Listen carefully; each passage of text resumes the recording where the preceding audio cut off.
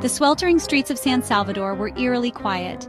The once bustling capital, filled with tourists chasing the Bitcoin city dream, now resembled a ghost town.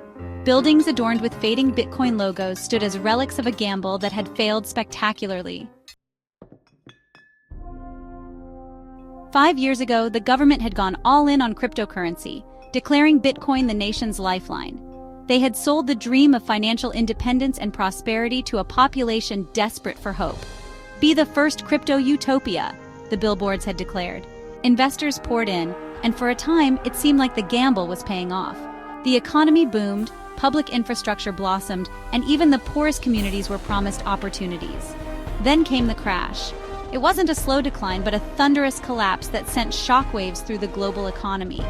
The government's Bitcoin reserves, once worth billions, were now nearly worthless. The country, which had bet its future on the volatile currency, was left with insurmountable debt. Public services crumbled, and investors fled as quickly as they had arrived. In the aftermath, Maria, a former teacher, scavenged through the streets of what used to be her thriving neighborhood. Schools had closed months ago due to lack of funding. Without her teaching job, she joined countless others in the daily hunt for survival. Her only solace was her 8-year-old son, Diego, who still clung to the notebook where he'd once proudly written, "Bitcoin will save us all." Around them, Bitcoin mining rigs, abandoned after the crash, lay rusting in the tropical rain. They had once consumed vast amounts of energy, draining resources from villages and displacing communities. Now they were nothing more than monuments to misplaced hope. Maria paused outside what had once been a bustling Bitcoin cafe.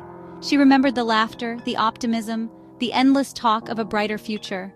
Now it was silent, its windows shattered, its shelves bare. In the distance, a voice rang out. "Crypto Czar wants our homes next." It was a protest leader rallying a group of displaced farmers.